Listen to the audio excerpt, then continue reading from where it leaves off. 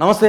నేను మీ Gopi. Welcome back to మనంటే. ప్రస్తుతం మనతో పాటు ఉన్నారు మా political editor and senior journalist Katta Karthik గారు ఉన్నారు. ఆయనతో మాట్లాడదాం. నమస్తే సార్. నమస్తే గోపి. సో యాక్చువల్గా మనం చూసుకోవచ్చు బోరుగడ్డ అనిల్. సో ఈ బోరుగడ్డ అనిల్ గత ప్రభుత్వం హయాంలో ఆయన నోటికి హద్దు అదుపు ఉండేది కాదు.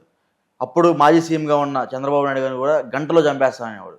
పవన్ కళ్యాణ్ గారిని వాళ్ళ ఇంట్లో ఆడపిల్లలను కూడా విపరీతమైన మాటల పోకడితో ఆయన దూషించడం మనం చూడటం జరిగింది. తర్వాత ఆయన జైలుకి వెళ్ళారు. జైలుకి వెళ్ళి పలు కేసుల్లో మొన్న వాళ్ళ మమ్మీకి బాగాలేదని మధ్యంతర బెయిల్ మీద బయటకి రావడం జరిగింది. ఒక ఫేక్ డాక్యుమెంట్ సృష్టించి దాని మీద బెయిల్ అయితే పొందడం జరిగింది. తర్వాత ఇప్పుడు ఆయన ఆచూకీ కూడా లేదంట. పోలీసులు ఫోన్ చేస్తుంటే ఫోన్ కూడా ఎత్తలేదంట. అసలు బోరుగడ్డ అనిల్ ఎక్కడికి వెళ్ళారు? ఎర్రి psycho rowdy and corrupted party YSRCP, దాని అబ్రివేషన్ అది. వైఎస్ఆర్సీపీ అంటే ఎర్రి psycho rowdy and corrupted party. Okay. అంటే సైకోలు ఉంటారు, రౌడీలు ఉంటారు, కరప్షన్ చేసే వాళ్ళు ఉంటారు. వాళ్ళ మీద ఉన్న కేసులు కూడా అవే కదా. అలాంటి వాళ్ళకి ఉన్నటువంటి వేదిక వైఎస్ఆర్సిపి. వాళ్ళ కోసమే పెట్టిన పార్టీ. ఒక రౌడీ షీటరు, ఒక కరప్టెడ్ పేలో 2010-11లోనే 21 సిబిఐ ఈడీ కేసులు 43,000 కోట్ల రూపాయలకు సంబంధించి ఎదుర్కొంటున్న వ్యక్తి పెట్టిన పార్టీ. తన ముఖ్యమంత్రి కావాలని జయంతో ముఖ్యమంత్రి అయితే ఇంకెక్కువ సంపాదించుకోవచ్చు, మా నాన్న ముఖ్యమంత్రిగా ఉన్నప్పుడు నేను ఇంతే సంపాదించుకున్నాను, ఇంకా కొద్దిగా సంపాదించుకోవచ్చు, నేనే ముఖ్యమంత్రి అయితే అని పెట్టిన పార్టీ. ఆ పార్టీ రాష్ట్రంలో ఉన్నటువంటి రౌడీ షీటర్లందరినీ, బూతులు తిట్టగలిగిన వాళ్ళందరినీ, దాడులు చేయగలిగిన వాళ్ళందరినీ, ఏదైనా చేయడానికి సిద్ధపడే వాళ్ళందరినీ, న్యూడ్ కాల్స్ చేసే వాళ్ళందరినీ రిక్రూట్ చేసుకుంది. ఇప్పుడు పార్టీలో ఉన్న వాళ్ళంతా వాళ్ళే. బూతు రోతు పోటుగాళ్ళు, బూతు రోతు పోటుగాళ్ళు ఇలాంటి వాళ్ళందరినీ రిక్రూట్ చేసుకుంది. అందులో ఒకడే బోరుగడ్డ అనిల్ కుమార్. వీడు బూతుగాడు రోతుగాడు. ఈ బోరుగడ్డ అనిల్ కుమారు వైసీపీ అధికారులు ఉన్నప్పుడు అధికారాన్ని చూసుకొని, జగన్మోహన్ చూసుకొని, ఎవరిని పడితే వారిని ఇష్టారాజ్యంగా తిట్టడం, దాడులు చేయటం, కబ్జాలకు పాల్పడటం, బెదిరించటం, ఇలాంటి అనేకం చేశాడని కేసులు నమోదైనవి. నేను చెప్పడం కాదు, కేసులు నమోదైనవి. ఆ కేసులు వైసీపీ అధికారులు ఉన్నప్పుడు అతన్ని ఏమీ చేయలేకపోయినాయి కూడా. ఎందుకంటే గవర్నమెంట్ వాళ్ళది కాబట్టి అతని మీద కేసు పెట్టాలంటే భయం, ఆ కేసుని ఎఫ్ఐఆర్గా మార్చాలంటే భయం, ఎఫ్ఐఆర్గా మార్చిన అరెస్ట్ చేయాలంటే భయం. సరే, ప్రజలు ఇవన్నీ చూసి అధికారం మార్చేశారు. కూటమి అధికారంలోకి వచ్చింది. కూటమి అధికారం చేత బోరుగడ్డ అనిల్ కుమార్ని ఎప్పుడు అరెస్ట్ చేస్తారు, ఆ బూత్ రోడ్డు పోటీగాన్ని ఎప్పుడు అరెస్ట్ చేస్తారు, ఎప్పుడు జైల్లో వేస్తారని జనమంతా చూశారు. ఛానళ్ళు అండర్ గ్రౌండ్లోకి వెళ్ళిపోయాడు. ఎట్టకేలకు కొన్నాళ్ళ తర్వాత గత సంవత్సరం 2024 అక్టోబర్లో ఆయన అరెస్ట్ చేశారు. ఇది ఒక భూ కబ్జా కేసులో అరెస్ట్ చేశారు. దాని తర్వాత అతను జైల్లో ఉండగానే అతని మీద ఉన్న పాత కేసులన్నీ తిరగదోవడం స్టార్ట్ చేశారు. అతని మీద ఆల్రెడీ రౌడీ షీటర్ కూడా ఉంది. రాజమండ్రి సెంట్రల్ జైల్లో అతను ఉంటూ ఉన్నాడు. అయితే అతని మీద కేసులు ఉన్నాయి. ఇప్పట్లో బయటికి రానన్న విషయం తెలిసిన తర్వాత, బెయిల్ కూడా రాదని తెలిసిన తర్వాత ఒక ప్లాన్ పడినట్టు తెలుస్తోంది. మా అమ్మ ఆరోగ్యం బాగాలేదు, మా అమ్మకి నేను వైద్య చికిత్స చేయించాలి, కొడుకు నా బాధ్యత అది, ఈ టైంలో మా అమ్మకి కొడుకు అనేవాడు అవసరం అని చెప్పేసి అమ్మ గుర్తొచ్చింది. కోర్టుకు అప్లై చేసుకున్నాడు. అమ్మ ఆరోగ్యం పేరు చెప్తున్నారు కాబట్టి కోర్టు కూడా కనకరించి బెయిల్ మంజూరు చేసింది. యాక్చువల్గా ఫిబ్రవరి 14వ తారీఖు, మొన్న లాస్ట్ మంత్ ఫిబ్రవరి 14వ తారీఖు నాకు మధ్యంతర బెయిల్ కావాలి, మా అమ్మ హెల్త్ బాగాలేదని చెప్పేసి అప్లై చేసుకోవటం, ఫిబ్రవరి 15వ తారీఖు జారీ చేయడం జరిగింది. ఆ ఫిబ్రవరి 15 నుంచి 28వ తారీఖు వరకు అతనికి మధ్యంతర బెయిల్ ఇచ్చారు. 28వ తారీఖు సాయంత్రం 5 గంటలకు వచ్చి లొంగిపోయాడు. వాళ్ళ అమ్మని చూపించుకోలేదో లొంగిపోయాడు.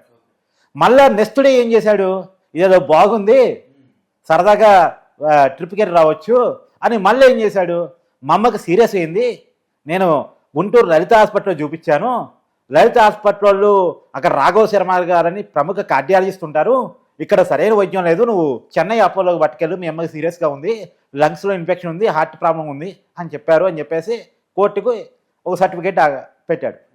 అది ఒరిజినల్ కాదా అని అక్కడ ఉన్న పీపీ అసిస్టెంట్ని కోర్టు అడిగితే, లేదని నాకు తెలియదు, సమాచారం తెలుసుకోవాలని చెప్పాడు.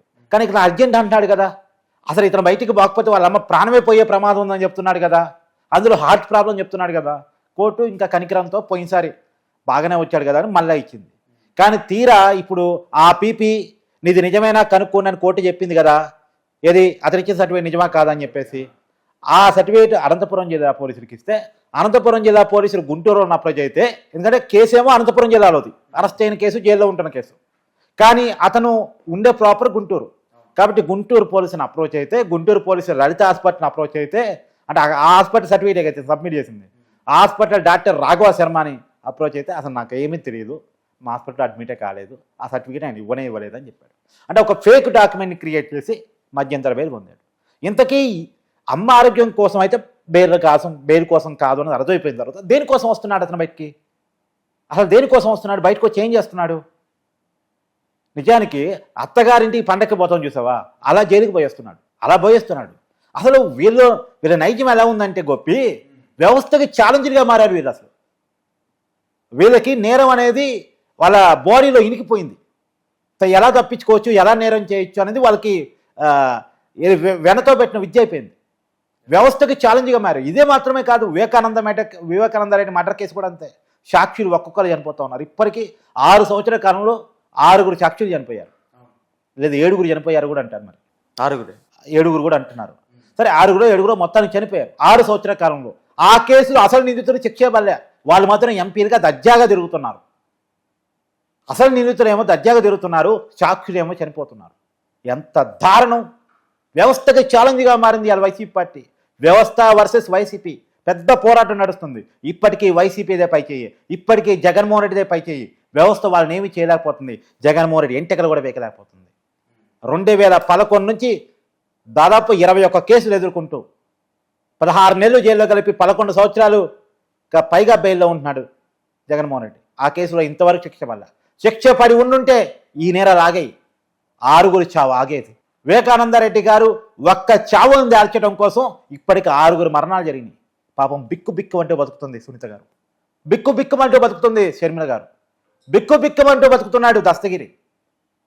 ఎప్పుడు చంపేస్తారో, ఎలా చంపేస్తారో, ఏ రూపంలో చావు దూసుకొని వస్తుందో, యాక్సిడెంట్ అవుతుందో, హార్ట్ అటాక్ వస్తుందో, ఏం జరుగుతుందో తెలియక భయంగా గడుతున్నారు. ఇప్పటికీ భయపెట్టగలుగుతున్నారు. నేను ఒక విషయం చెప్తా. ఈ మధ్యకాలంలో వల్లభనేని వంశీ అరెస్ట్ అయ్యాడు కదా, ఎమ్మెల్యే అతను ఓడిపోయాడుగా. గవర్నమెంట్ ఉందా? జగన్మోహన్ రెడ్డి ఓడిపోయాడుగా, వైసీపీ ఓడిపోయిందిగా. వైసీపీ గవర్నమెంట్ కాదు, ఎమ్మెల్యే కాదు, కానీ తన మీద కేసు పెట్టిన వ్యక్తిని కిడ్నాప్ చేయగలిగాడు, బెదిరించగలిగాడు, కేసు వాపసు తీపించుకోగలిగే పరిస్థితికి పోగలిగాడు. సరే కేసు రివర్స్ అయింది కాబట్టి సరిపోయింది, కానీ లేకపోతే ఏంటి పరిస్థితి? అంటే వ్యవస్థకి ఛాలెంజ్గా మారారు వీళ్ళు. ఒకతనేమో దొంగ సర్టిఫికేట్ పెట్టి బెయిల్ తెచ్చుకొని బయట పెత్తనం చేస్తూ ఉంటాడు బోరుగడ్డ అనిల్ కుమార్. ఒక వ్యక్తిని కిడ్నాప్ చేసి తన మీద పెట్టిన కేసును వాపసు తీపించుకుంటా ఉంటాడు వల్లభనేని వంశీ. ఇప్పటికీ బూతులు తిడుతూనే ఉంటారు ఆర్కే రోజా. ఇప్పటికీ తొడలు కొడుతూనే ఉంటాడు, లేదు మమ్మల్ని అరెస్ట్ చేస్తే అంతర్యుద్ధం క్రియేట్ చేస్తానని బెదిరిస్తూ ఉంటాడు గొరంట్ల మాధవ్. ఇప్పటికీ వివేకానందరెడ్డి కేసులో మడ్డలు జరుగుతూనే ఉంటాయి, అనుమానాస్పద వృత్తి అని చెప్తా ఉంటారు. ఓకే, ఏంటిది? ఎక్కడికి పోతుంది ఈ సమాజం?